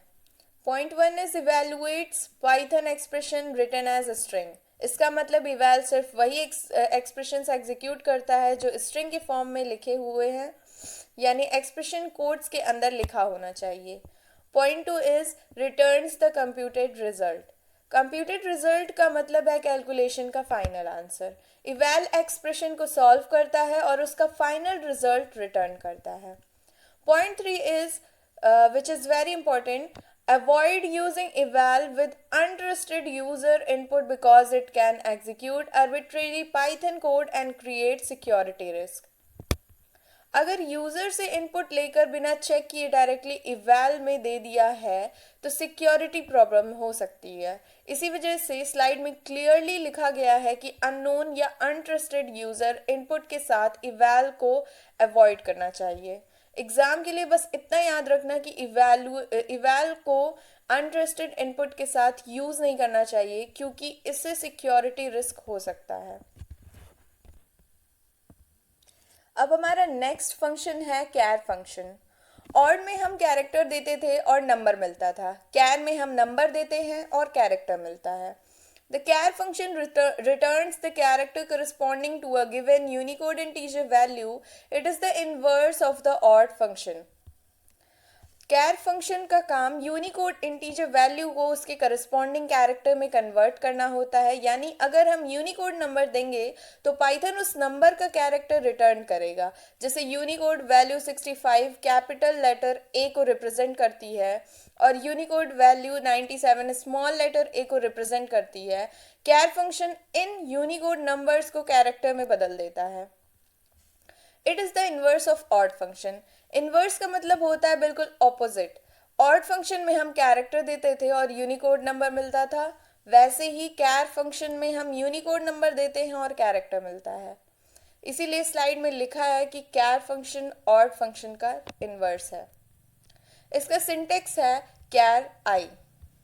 कैर फंक्शन का नाम है, आई एक इंटीजर वैल्यू है, ये यूनिकोड नंबर को रिप्रेजेंट करता है। इसमें लिखा है कि i की वैल्यू 0 से 1, 114, 111, 0x10 एंड 4 टाइम्स f के बीच में होनी चाहिए। अगर वैल्यू इस रेंज के बाहर होगी तो पाइथन एरर जनरेट करेगा। फॉर एग्जाम्पल प्रिंट कैर 97। सबसे पहले प्रिंट फंक्शन यूज़ होता है जो कि आउटपुट को स्क्रीन पर डिस्प्ले करेगा। कैर फंक्शन के अंदर 97 पास किया गया है। 97 एक यूनिकोड इंटीजर वैल्यू है। पाइथन यूनिकोड टेबल में 97 को सर्च करेगा। 97 का corresponding character small letter A होता है, इसीलिए कैर फंक्शन ए रिटर्न करेगा। आउटपुट में स्मॉल लेटर ए प्रिंट होगा। Next example is print char 65। अब इसमें 65 यूनिकोड इंटीजर वैल्यू है। पाइथन यूनिकोड टेबल में 65 को सर्च करेगा एंड 65 का corresponding character capital letter A होता है, इसीलिए आउटपुट में ए प्रिंट होगा। यहाँ ध्यान दीजिए कि 65 और 97 दोनों अलग अलग यूनिकोड वैल्यूज़ हैं, इसकी वजह से उनके कैरेक्टर्स भी अलग हैं। नेक्स्ट एग्जांपल इज प्रिंट कैर 1200। 1200 भी एक यूनिकोड इंटीजर वैल्यू है। पाइथन यूनिकोड टेबल में 1200 को सर्च करेगा, उस यूनिकोड वैल्यू का जो कैरेक्टर होगा वही रिटर्न किया जाएगा। आउटपुट में वाई कैरेक्टर प्रिंट होगा। बस अब इस एग्जांपल से हमें पता चलता है कि कैर सिर्फ इंग्लिश अल्फ़ाबेट्स के लिए ही नहीं बल्कि यूनिकोड के बहुत सारे दूसरे कैरेक्टर्स के लिए भी काम करता है। Next example is print char -1 and print char 1114112। Print char -1 जिसमें -1 एक नेगेटिव वैल्यू है, लेकिन कैर के लिए यूनिकोड वैल्यू 0 से स्टार्ट होती है, इसीलिए -1 वैलिड यूनिकोड वैल्यू नहीं है। पाइथन इस वैल्यू को कैरेक्टर में कन्वर्ट नहीं करता। अब दूसरा एग्जांपल है 1114112। यूनिकोड की मैक्सिमम अलाउड रेंज से बाहर है, इसीलिए ये वैल्यू भी इनवैलिड है। दोनों केसेस में पाइथन वैल्यू एरर जनरेट करेगा। वैल्यू एरर का मतलब है कि डेटा टाइप सही है क्योंकि हमने इंटीजर दिया है, लेकिन इंटीजर की वैल्यू वैलिड रेंज में नहीं है। अब कुछ इंपॉर्टेंट पॉइंट्स देखते हैं, जैसे accepts only integer Unicode value. इसका मतलब कैर फंक्शन सिर्फ इंटीजर यूनिकोड वैल्यूज को एक्सेप्ट करता है। And next point is returns the corresponding Unicode character. जो यूनिकोड नंबर आप देंगे कैर उसी के अकॉर्डिंग कैरेक्टर रिटर्न करेगा। Next point is values outside the valid Unicode range raises a value error. अगर यूनिकोड वैल्यू वैलिड रेंज के बाहर होगी तो पाइथन वैल्यू एरर जनरेट करेगा। अब तक हमने डिक्शनरी और डेटा कन्वर्जन्स के सारे इंपॉर्टेंट फंक्शंस पढ़ लिए हैं। अब हम पाइथन का एक बहुत ही इंपॉर्टेंट टॉपिक स्टार्ट करने वाले हैं जिसका नाम है इनपुट फंक्शन। जब हमें यूज़र से कोई वैल्यू लेनी होती है, जैसे नेम, एज, मार्क्स या प्राइस, तब हम इनपुट फंक्शन का यूज़ करते हैं। अब इस टॉपिक को लाइन बाय लाइन समझते हैं। स्लाइड में लिखा है the input function is a built in Python function use to read input from the user. Whatever the user enters is stores as a string by default. जिसका मतलब है input Python का built in function है। Built in function का मतलब ये है कि ये फंक्शन पाइथन में पहले से ही अवेलेबल होता है, हमें इसे अलग से बनाने या इंपोर्ट करने की ज़रूरत नहीं पड़ती, बस हम डायरेक्टली इनपुट लिखकर उसे यूज़ कर सकते हैं। It is use to read input from the user. इस लाइन का मतलब है कि इनपुट फंक्शन का काम यूज़र से इनपुट लेना है। इसका इनपुट का मतलब है यूज़र के द्वारा दी गई इंफॉर्मेशन, जैसे यूज़र अपना नेम एंटर कर सकता है, एज, मार्क्स या सिटी एंटर कर सकता है। ये सब वैल्यूज़ इनपुट की हेल्प से ली जा सकती हैं। नेक्स्ट लाइन है whatever the user enters is stored as a string by default. ये बहुत इंपॉर्टेंट लाइन है। पाइथन में चाहे यूज़र नेम लिखे या टेक्स्ट लिखे, इनपुट फंक्शन उस वैल्यू को बाय डिफ़ॉल्ट स्ट्रिंग के रूप में स्टोर करता है। यानी अगर उसे 25 भी एंटर करे तब भी पाइथन उसे नंबर नहीं बल्कि स्ट्रिंग मानेगा। इसी वजह से बाद में हमें ज़रूरत पड़ने पर इंट या फ्लोट का यूज़ करके टाइप कन्वर्जन करना पड़ता है। इसका सिंटेक्स है input then prompt. Input function का नाम है, ये यूज़र से वैल्यू लेता है और राउंड ब्रैकेट्स के अंदर हम प्रॉम्प्ट लिख सकते हैं। यहाँ प्रॉम्प्ट ऑप्शनल है। ऑप्शनल का मतलब है कि इसे लिखना ज़रूरी नहीं है। अगर प्रॉम्प्ट लिखेंगे तो यूज़र को स्क्रीन पर एक मैसेज दिखाई देगा। अगर प्रॉम्प्ट नहीं लिखेंगे तब भी इनपुट काम करेगा। Prompt optional, a message display to the user before taking input.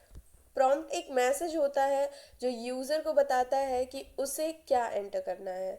जैसे एंटर योर नेम या एंटर योर एज, ये सिर्फ यूज़र को गाइड करने के लिए होता है। अब नेक्स्ट लिखा हुआ है एक example, name is equal to input then enter your name then print user name then name. पहले लाइन में ये बात हो रही है कि नेम एक वेरिएबल है, इस वेरिएबल में यूज़र के द्वारा एंटर की गई वैल्यू स्टोर होगी। और असाइनमेंट ऑपरेटर का यूज़ ये है कि राइट साइड की वैल्यू को लेफ़्ट साइड वाले वेरिएबल में स्टोर करता है। इनपुट यूज़र से इनपुट लेने के लिए यूज़ हो रहा है। और एंटर योर नेम ये प्रॉम्प्ट मैसेज है, प्रोग्राम रन होने पर ये मैसेज स्क्रीन पर दिखाई देगा। इस मैसेज को देखकर यूज़र अपना नाम टाइप करेगा। जब प्रोग्राम रन होगा तो स्क्रीन पर पहले ये मैसेज आएगा, अब प्रोग्राम रुक जाएगा और यूज़र का वेट करेगा। जब तक यूज़र अपना नेम टाइप नहीं कर देगा तब तक प्रोग्राम आगे नहीं चलेगा। नेक्स्ट लाइन में print user name then name, print output को स्क्रीन पर डिस्प्ले करेगा। और यूज़र नेम ये एक स्ट्रिंग है, ये सिर्फ लेबल की तरह प्रिंट होगी। नेम वेरिएबल में जो वैल्यू स्टोर हुई थी वही यहाँ प्रिंट हो जाएगी। जैसे एक सैम्पल आउटपुट है एंटर योर नेम एंड हमने एंटर किया कोड तंत्रा और यूज़र नेम उसका आ रहा है कोड तंत्रा। यूज़र ने कोड तंत्रा टाइप किया, ये वैल्यू नेम वेरिएबल में स्टोर हो गई। उसके बाद प्रिंट ने लेबल और वेरिएबल दोनों को डिस्प्ले कर दिया, जैसे user name is equal to code Tantra. Second sample output है एंटर योर नेम देन जब हमने जैकोब एंटर किया तो उसका यूज़र नेम जैकोब आ गया। इस बार हमने जैकोब एंटर किया तो सिर्फ यूज़र की इनपुट बदल गई, इसीलिए आउटपुट में जो भी है वहाँ जो भी वहाँ पे कोड तंत्रा लिखा था वहाँ पे अब जैकोब प्रिंट हुआ है। अब तक हमने देखा कि इनपुट फंक्शन यूज़र से इनपुट लेता है, लेकिन एक प्रॉब्लम है, इनपुट जो भी वैल्यू लेता है उसे बाय डिफ़ॉल्ट स्ट्रिंग के रूप में कन्वर्ट करता है। अगर हमें नंबर के साथ कैलकुलेशन करनी हो तो पहले से उस स्ट्रिंग को रिक्वायर्ड डेटा टाइप में कन्वर्ट करना पड़ता है, इसीलिए हम इंट और फ्लोट का यूज़ करते हैं। अब फर्स्ट एग्जांपल देखते हैं, age is equal to int then input enter an integer. इस लाइन में तीन फंक्शंस एक साथ यूज हुए हैं, इनपुट एंटर एन इंटीजर। सबसे पहले ये लिखा हुआ है, अब इंट उस स्ट्रिंग को 25, अगर हम मान लिया एंटर कर रहे हैं 25, अब ये वैल्यू स्ट्रिंग में कन्वर्ट हो जाएगी। अब इस इंट उस ये जो इंट लिखा हुआ है वो उस स्ट्रिंग 25 को इंटीजर 25 में कन्वर्ट कर देगा। Converted integer value age variable में स्टोर हो जाएगी। ये एज वेरिएबल की वैल्यू स्क्रीन पर प्रिंट कर देगा, जो प्रिंट फंक्शन है वो उस वैल्यू को प्रिंट कर देगा।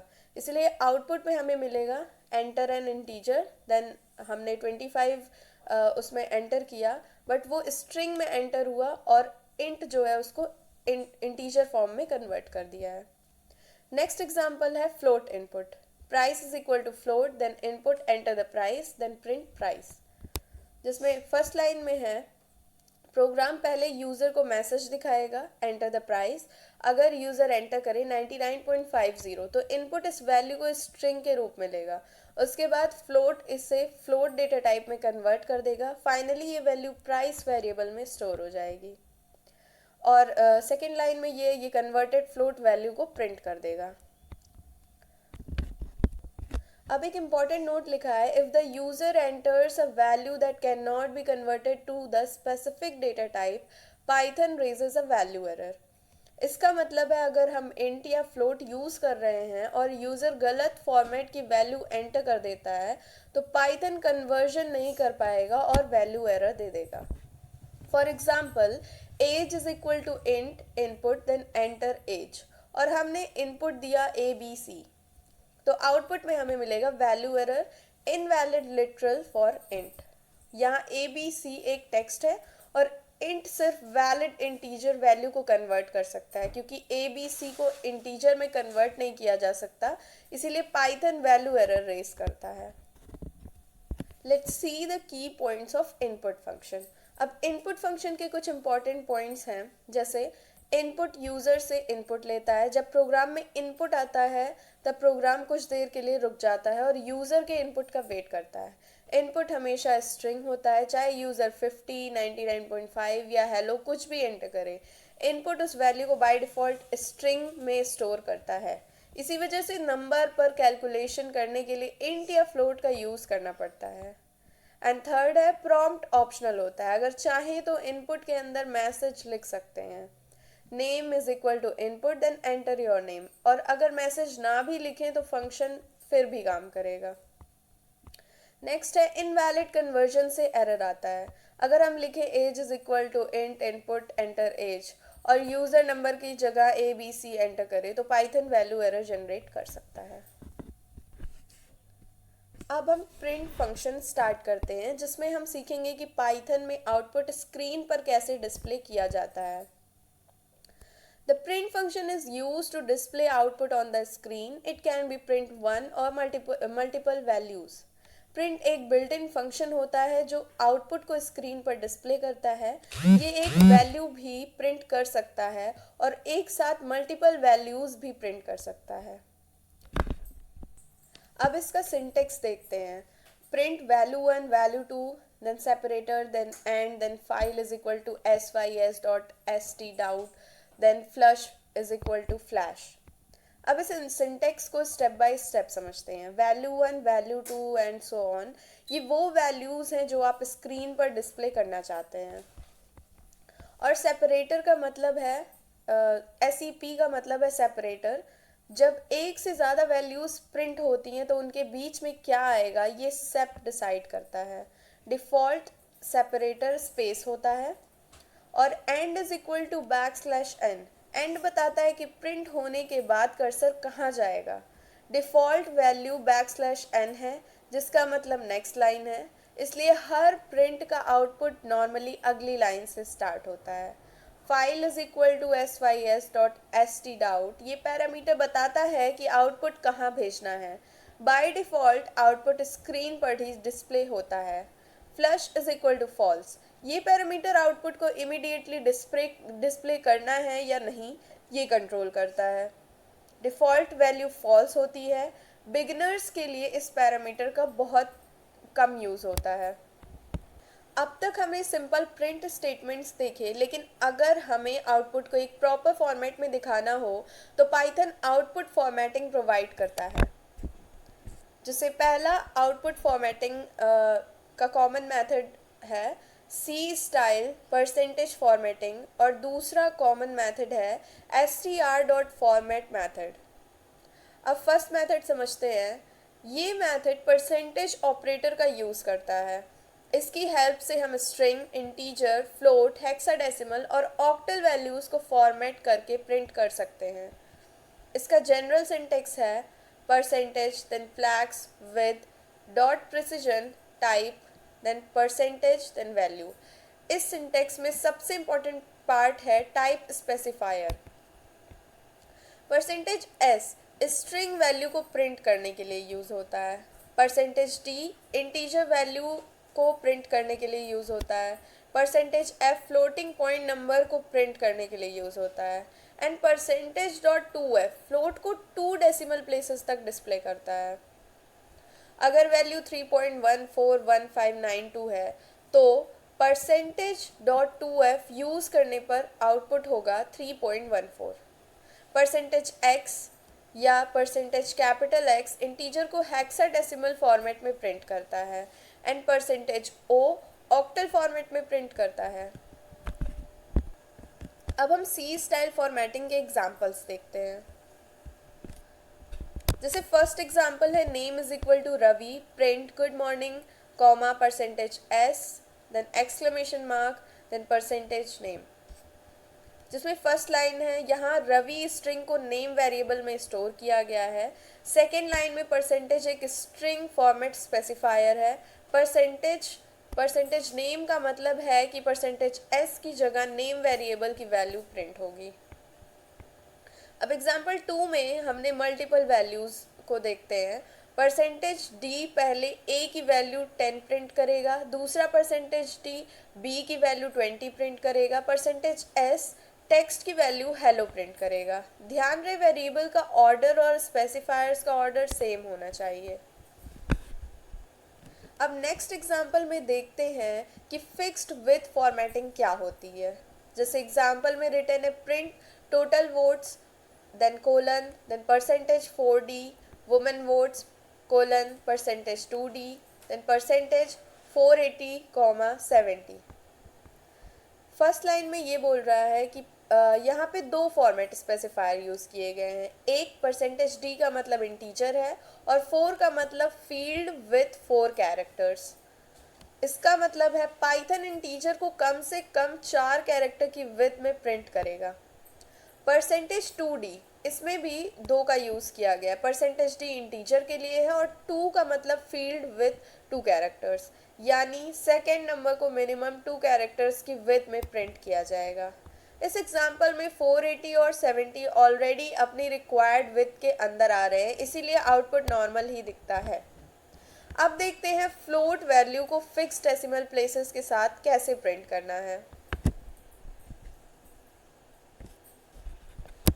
यहाँ पे एग्जाम्पल है pi is equal to 3.14159265, then print value of pi up to 2 decimal places, then we have put format specify %.2f then %pi, जिसमें फर्स्ट लाइन का मतलब है कि पाई वेरिएबल में एक फ्लोटिंग पॉइंट वैल्यू स्टोर की गई है। सेकेंड लाइन में %f मतलब फ्लोटिंग पॉइंट नंबर, .2 का मतलब डेसिमल के बाद सिर्फ 2 डिजिट्स दिखानी है, इसीलिए 3.14159265 को फॉर्मेट करके 3.14 प्रिंट किया गया है।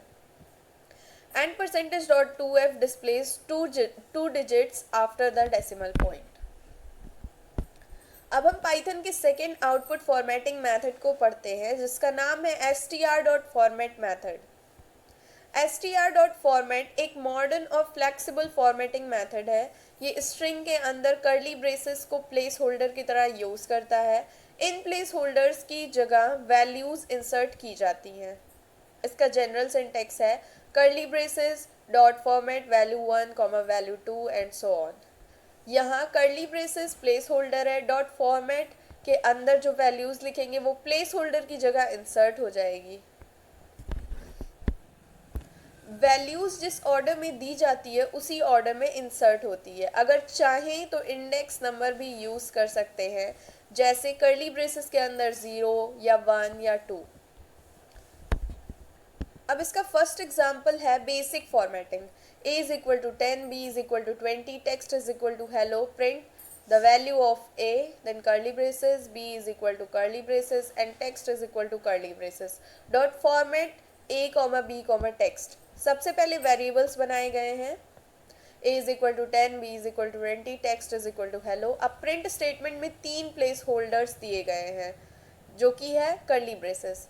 जैसे a की वैल्यू है 10, b की वैल्यू है 20, टेक्स्ट की वैल्यू है हेलो। तो पाइथन ऑटोमेटिकली वैल्यूज़ को लेफ्ट टू राइट ऑर्डर में प्लेस होल्डर के अंदर फिल कर देता है।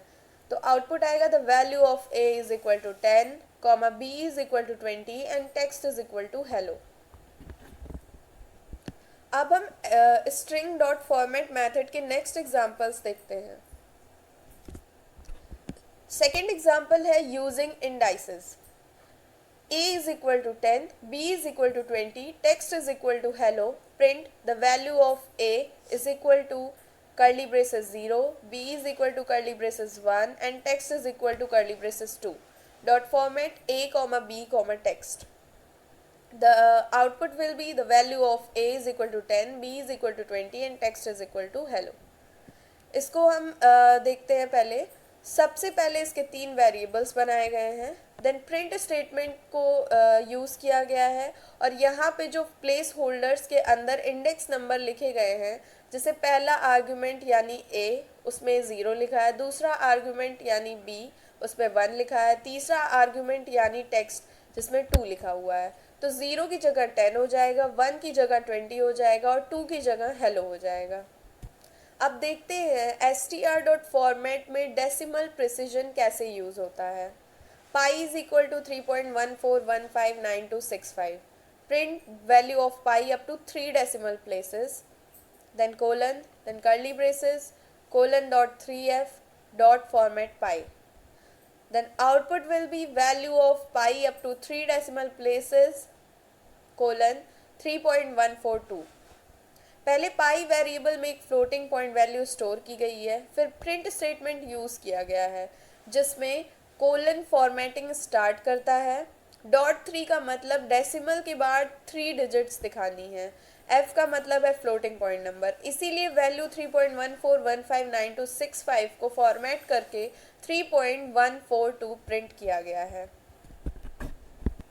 अब हम पाइथन के एक बहुत इंपॉर्टेंट टॉपिक पर आते हैं जो कि है एरिथमेटिक ऑपरेटर्स। एरिथमेटिक ऑपरेटर्स का यूज़ मैथमेटिकल कैलकुलेशंस करने के लिए किया जाता है, जैसे एडिशन, सब्ट्रैक्शन, मल्टीप्लिकेशन और डिवीजन। पाइथन में 7 एरिथमेटिक ऑपरेटर्स होते हैं।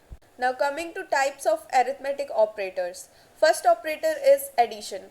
एडिशन ऑपरेटर दो ऑपरेंड्स को ऐड करता है, for example 10 + 5 which gives 15।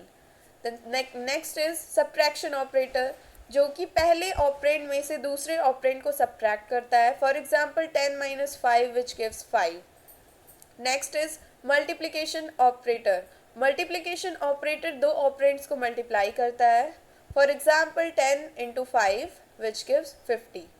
Next is division operator. Division operator quotient return करता है और रिजल्ट फ्लोट में देता है, जैसे for example 10 / 5 which gives the output in float as 2.0। यहाँ पे 2 नहीं बल्कि 2.0 आया, क्योंकि जो डिवीजन ऑपरेटर होता है वो हमेशा फ्लोटिंग पॉइंट रिजल्ट रिटर्न करता है। नेक्स्ट है फ्लोर डिवीजन ऑपरेटर, जो जिसका यूज़ होता है, floor division operator integer quotient return करता है, for example 10 floor division operator then 3 which gives the output as 3। जब 10 को 3 से डिवाइड करते हैं तो कोशेंट 3 आता है, तो floor division operator integer quotient return करता है। इस एग्जाम्पल का आउटपुट 3 है।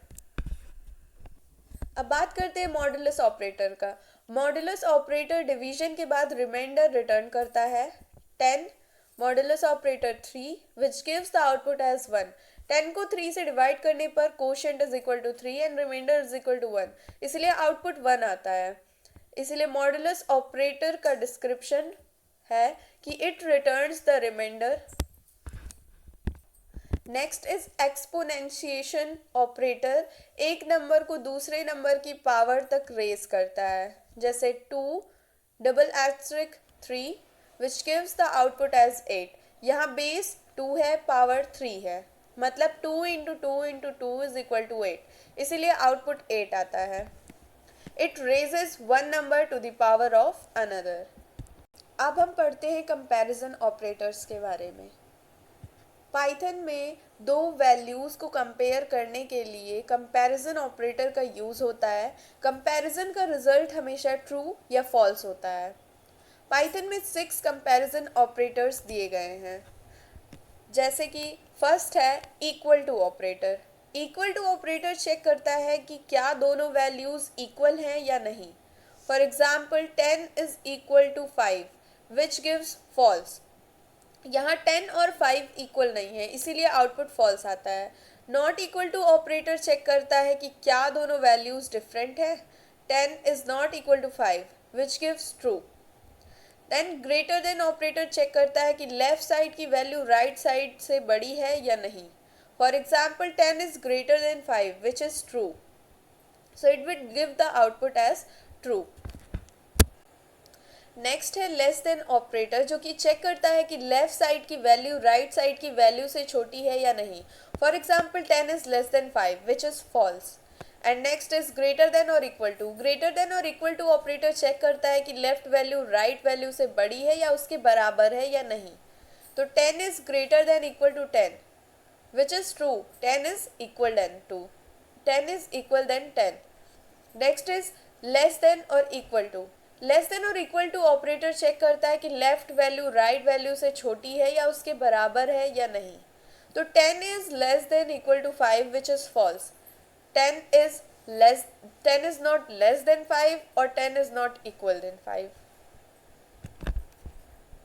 अब हम पाइथन के बिटवाइज ऑपरेटर्स पढ़ते हैं। बिटवाइज ऑपरेटर्स नंबर्स की बाइनरी रिप्रेजेंटेशन पर ऑपरेशन करते हैं।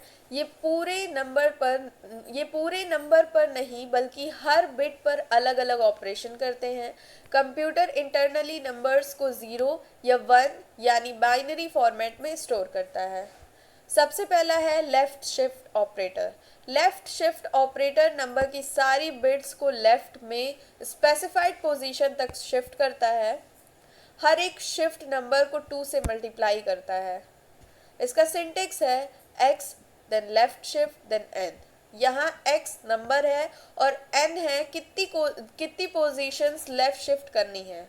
For example x is equal to 12, print x left shift 2, तो इसका आउटपुट होगा 48।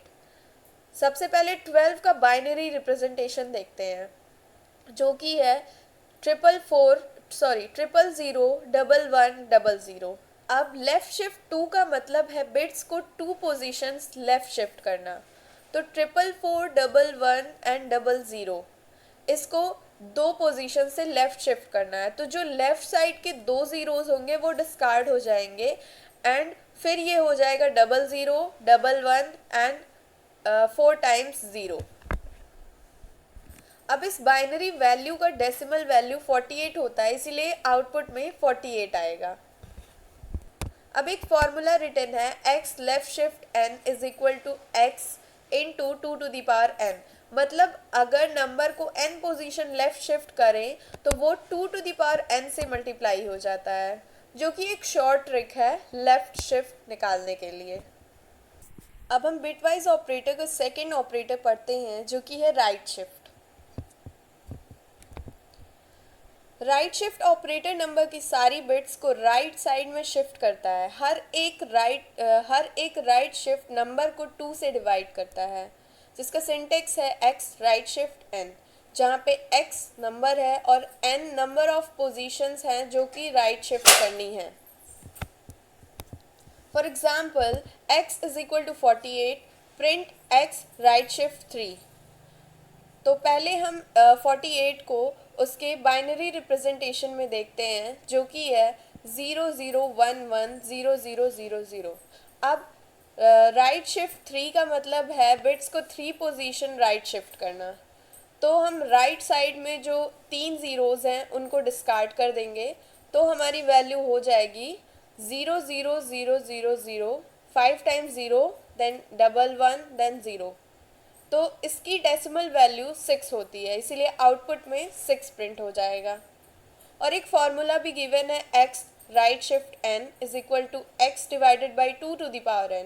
मतलब अगर किसी नंबर को n पोजीशन राइट शिफ्ट करते हैं तो वो 2 टू द पावर n से डिवाइड हो जाता है, जो कि बेसिकली राइट शिफ्ट का एक शॉर्टकट है। अब हम बिटवाइज एंड ऑपरेटर को समझेंगे। बिटवाइज एंड ऑपरेटर 1 तभी रिटर्न करता है जब दोनों बिट्स 1 हो। अगर दोनों बिट्स में से एक भी कोई बिट 0 हो तो रिजल्ट 0 आता है, इसीलिए इसका ट्रुथ टेबल है 0 0 तो फिर 0 आएगा, 0 1 है तो 0 आएगा, 1 0 है तो 0 आएगा, और जब 1 1 है तो 1 आएगा।